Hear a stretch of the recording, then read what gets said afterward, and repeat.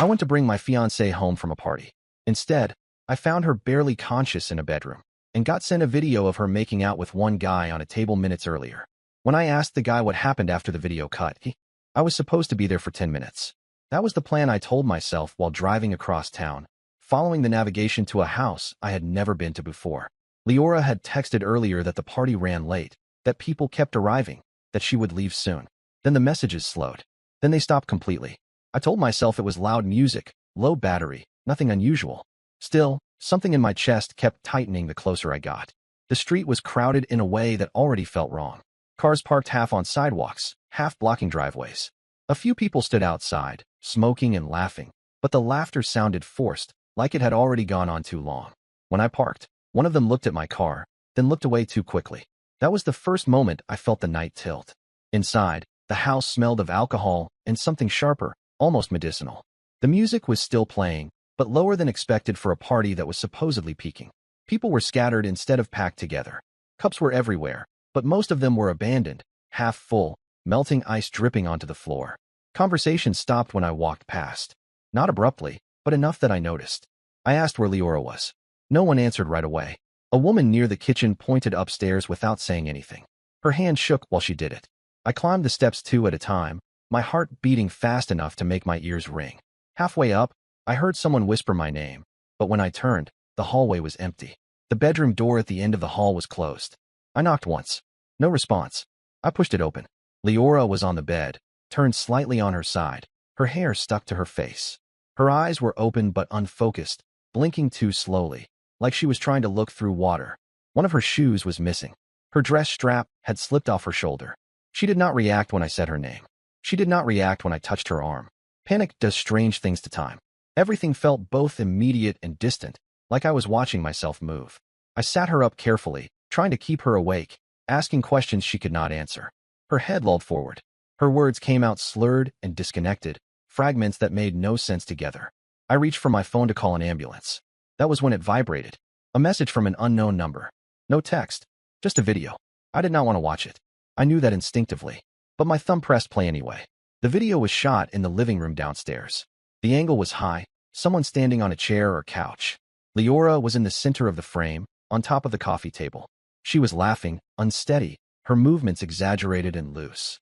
A man stood between her knees, his hands on her waist. People around them cheered. Then he leaned in. They kissed. It was not a quick, accidental moment. It was slow, deliberate, encouraged. Someone whistled. Someone shouted something I could not hear clearly. The camera zoomed in, shaky with excitement. Leora's eyes were half closed, her head tilting back. The timestamp showed it had been recorded less than 20 minutes earlier. The video ended abruptly, cutting off mid-laughter. My stomach dropped so hard it felt physical, like I had missed a step on a staircase. I looked at Leora again. She was barely conscious, her head resting against my chest now, breathing shallow but steady.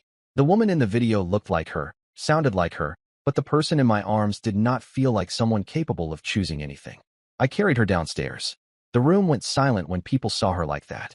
Someone muttered that she had just had too much to drink. Someone else said she needed water. No one met my eyes. I asked who the man in the video was. A few people glanced toward the back of the room. He was standing near the sliding door, scrolling on his phone like nothing had happened. Tall, dark hair, wearing a jacket like he was already prepared to leave. When I walked up to him, he looked up calmly, almost curious. I showed him the video without saying anything. He watched it, nodded once, then shrugged. I asked him what happened after the video cut.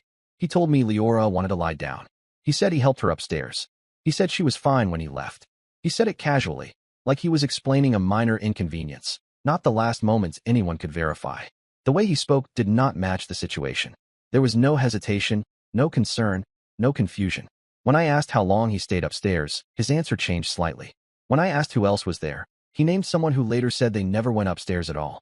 I told him I was taking her to the hospital. He said that was unnecessary. That was when I realized he was afraid of something specific, and it was not me. On the drive to the hospital, Leora drifted in and out, her fingers clutching my jacket like she was holding onto the last solid thing in reach. She whispered my name once, barely audible, then went quiet again. I replayed the video over and over in my head, not the kiss itself, but the crowd around it, the way people watched like it was entertainment. At the emergency room, doctors took her back immediately.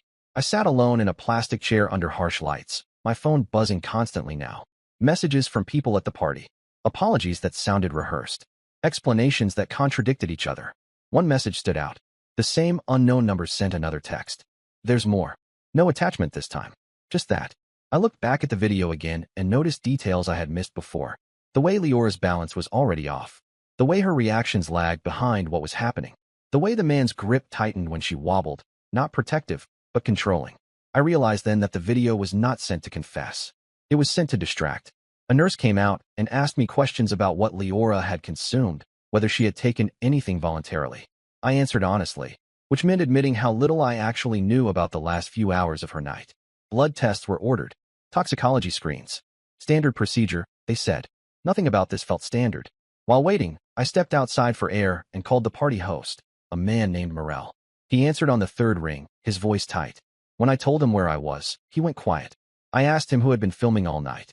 He said everyone. I asked who deleted videos. He did not answer. When I asked about the bedroom door, he said he did not know it had been locked, then corrected himself and said it might have been stuck. When I asked who had access to the upstairs rooms, he said people wandered everywhere. Every sentence sounded like it had been prepared in advance. Back inside, the doctor told me they suspected something more than alcohol. They said they would know more soon. They asked if Leora had any enemies, any reason someone might want to harm her. The question felt unreal, like it belonged to someone else's life. My phone buzzed again. Another message from the unknown number. This time, it was a still image pulled from a longer video. It showed Leora being guided toward the staircase, her feet barely lifting. The man from the living room stood behind her, his hand firm on her arm. In the background, someone else watched, their face turned away from the camera. The timestamp was later than the first video. The message beneath it read, "This is when things changed." I realized then that the night was not over. It had just started unraveling. And whatever happened after that video cut was something people had worked very hard to hide. The waiting room clock moved too slowly, each minute stretching until it felt deliberate. I sat there replaying the image over and over, not the kiss on the table, but the moment captured later, the one nobody had wanted me to see. Leora being guided toward the stairs, her weight clearly not her own anymore. Someone had filmed that knowingly. Someone had decided it mattered. The doctor returned first, not with results, but with a change in tone. Leora was stable, but not simply intoxicated. They had found substances in her system that did not align with anything she normally consumed. The levels suggested timing that overlapped with the party, not earlier in the day. It was not enough for conclusions yet, but it was enough to change how the hospital documented everything that followed. That shift mattered more than anyone at the party understood. I stepped outside again and started calling people back, one by one, not to accuse them, but to let them talk. People fill silence with mistakes when they think they are helping themselves. One person said Leora had been fine until late. Another said she had seemed off almost immediately. Someone claimed she had gone upstairs alone. Someone else said she was carried. No two versions matched. When I asked specifically about Kellen, answers tightened. He had arrived with someone. He had left early. He had stayed late. He had been quiet. He had been loud. Every story bent around him like he was the axis everyone was trying not to name. I returned to the house before dawn. The place looked different in daylight. Messier, smaller, stripped of the party illusion.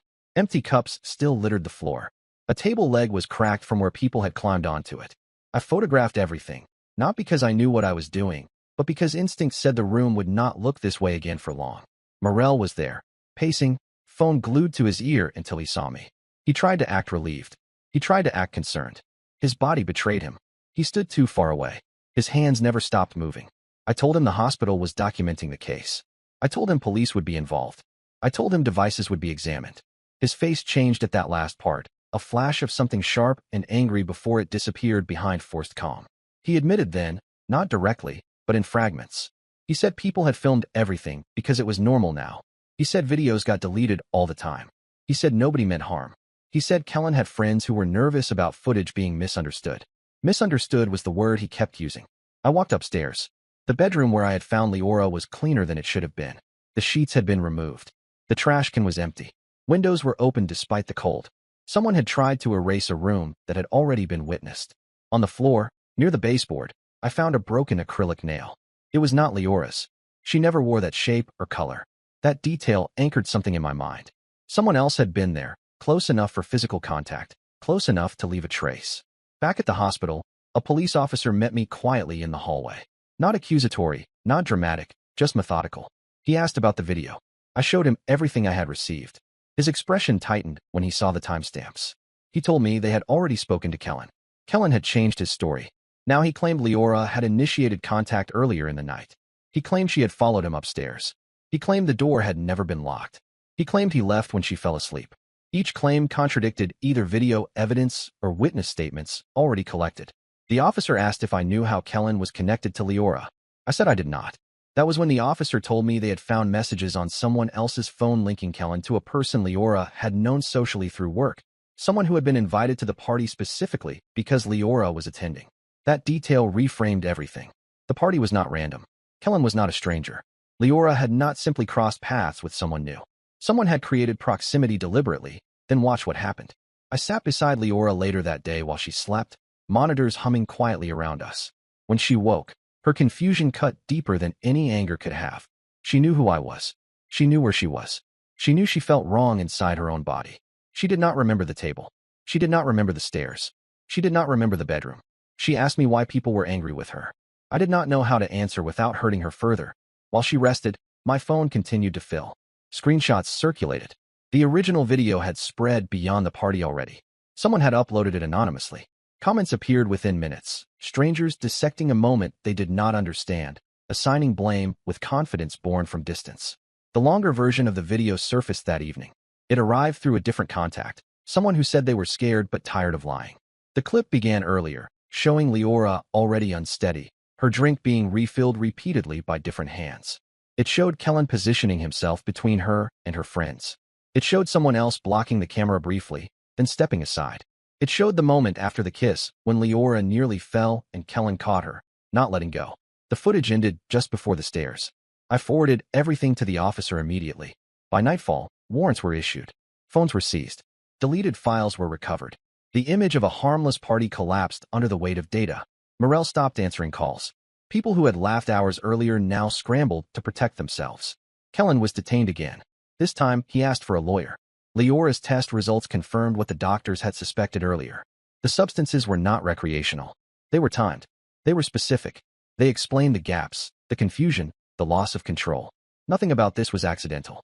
I sat alone in my car outside the hospital, hands on the steering wheel, watching the entrance doors slide open and closed. I thought about the kiss on the table, the way that image had been designed to redirect anger toward her. I thought about how easily people had accepted that version because it was simpler. Someone had used spectacle to hide something darker. That realization settled heavily. By the time I drove home, reporters were already circling the house where the party had taken place. Names leaked. Screenshots multiplied. People who had never met Leora spoke with certainty about her character. None of them knew what waited next. Because the evidence did not just point at one man. It pointed at everyone who watched, filmed, deleted, laughed, and stayed silent. And once the truth started moving, it did not slow down for anyone.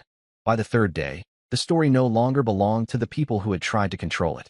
What began as a single video sent to the wrong person had turned into a chain reaction that nobody could slow down. Police interviews expanded outward like ripples. Phones were unlocked under warrant. Cloud backups that people forgot existed filled in the gaps they believed were gone forever. Deleted footage returned in fragments first, then in full sequences that stitched the night back together with uncomfortable precision. The longer timeline changed everything. It showed Leora arriving already tired but alert, greeting people she recognized, setting her bag down near the kitchen. It showed her drink being topped off again and again, not by the same person, but by several, each time just a little more. It showed her friends being pulled into conversations away from her.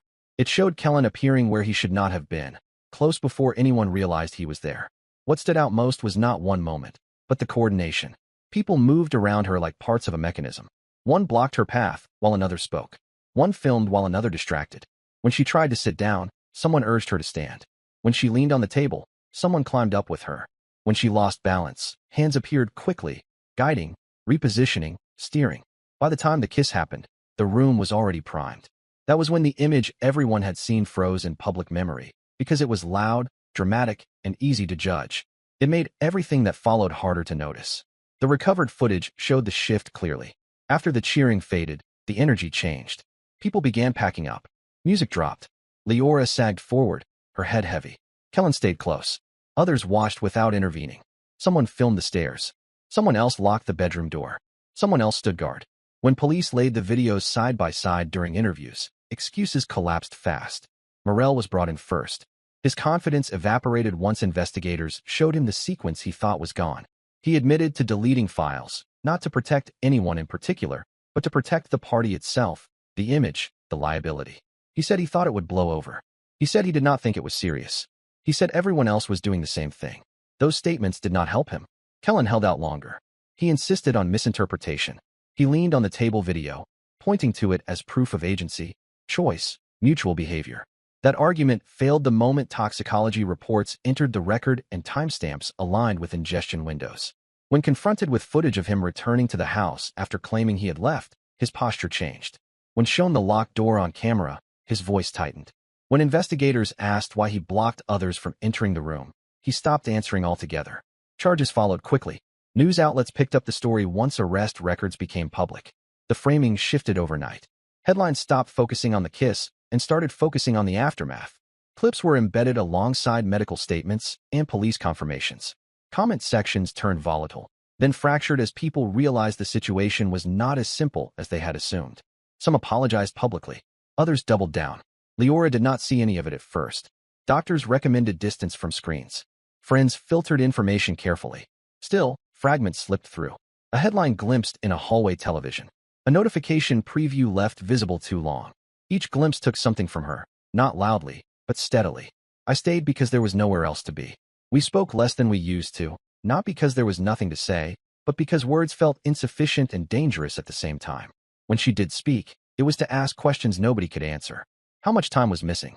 Who had been there? Why nobody stopped it sooner? I had no clean responses. The pressure outside the hospital intensified. People who had been at the party started releasing statements through lawyers. Some claimed shock. Some claimed intoxication. Some claimed they assumed consent because nobody screamed. Each statement contradicted footage showing her inability to stand unassisted. One person tried to frame the situation as a misunderstanding fueled by alcohol and poor judgment. That argument collapsed when prosecutors released still images showing restraint, positioning, and isolation. By the end of the week, civil attorneys contacted us. They spoke carefully, outlining options without pushing. They mentioned liability, negligence, complicity. They explained that what happened was not limited to one action by one person. It was a series of decisions made by many. The weight of that knowledge was crushing. I returned to the house one last time with investigators present. The space felt smaller now, stripped of noise and illusion. Markers dotted the floor. Measurements were taken. The bedroom door was removed for evidence processing. What had once been just a room now felt like a sealed chapter. Neighbors watched from their porches, curiosity thinly veiled as concern. Cameras followed us when we left. The engagement ended quietly, not with confrontation or blame, but with exhaustion and understanding that something fundamental had shifted. Leora needed space to heal without reminders. I needed distance from the night that replayed every time I closed my eyes. Neither of us said it out loud at first, but the truth settled between us like gravity. When she left the hospital, she did not come home with me. Kellen was denied bail. Morel lost his job before charges were finalized. Others involved faced disciplinary action at work once their names surfaced. Invitations stopped. Messages went unanswered. Social circles collapsed inward as people realized proximity alone could now be dangerous. Court dates were scheduled. Evidence lists grew longer. The story that had once been a single video now spanned thousands of files. I testified during a preliminary hearing, not emotionally, not dramatically, but clearly. I described the timeline. I described what I saw. I described what was sent to me and when. The room was silent as the footage played again, this time stripped of sound, stripped of spectacle, shown frame by frame. No cheering, no music, just movement. That presentation changed the tone permanently. By the time the hearing ended, it was clear this would not be resolved quietly. This would not fade with attention spans. This would leave marks. Outside the courthouse, microphones waited. I did not speak. I did not need to. The evidence spoke loudly enough. And as the legal process moved forward, one thing became undeniable. What destroyed the night was not exposure. It was accountability. And once it arrived, there was no way back to how things were before. By the time the case reached its final stage, the noise had changed. At first, everything had been loud. Sirens, headlines, notifications, opinions layered on top of each other until it was impossible to separate truth from reaction. Then, gradually, the volume dropped. What remained was slower, heavier, and harder to escape. Courtrooms are quiet places when consequences arrive. Kellen sat at the defense table smaller than he had ever looked at the party. The confidence that once carried him through lies had burned off under weeks of evidence, transcripts, and expert testimony. The timeline was no longer a theory. It was mapped minute by minute, supported by footage, medical data, and digital records that left no room for interpretation. The court did not argue about whether something wrong had happened. The only question left was how much responsibility belonged to each person who played a role. Qley was convicted on multiple charges. The sentence was not theatrical, not exaggerated, but substantial enough to matter. Prison time, registration, restrictions that would follow him long after release. When the decision was read, there was no outburst, no denial, no final speech. He stared forward, jaw tight, as if still hoping silence might undo damage already documented in permanent records. Morell stood trial separately. His case focused on obstruction, evidence destruction, and reckless endangerment. His defense leaned on ignorance, on claims of panic and poor judgment. That argument failed once investigators presented deleted files recovered from backups he claimed not to know existed. Messages between him and others showed coordination, not confusion. He avoided prison, but not consequences. Heavy fines, probation, civil liability that would follow him for years. The house was sold to cover settlements. His social presence vanished almost overnight. People who once crowded his events crossed the street to avoid him. The others faded quietly. Some lost jobs. Some transferred cities. Some changed names online. None of them issued apologies that mattered. Silence became the strategy once denial failed. Leora moved 3 weeks after leaving the hospital. Not dramatically, not in secret, just far enough away to breathe without being recognized. Therapy became routine. Some days were manageable, others were not. Recovery did not follow a straight line, and she stopped pretending that it would. We spoke occasionally, carefully. There was no bitterness between us, only an understanding that proximity to the past could slow healing. The engagement ended without ceremony, without announcements. Rings returned. Photos archived.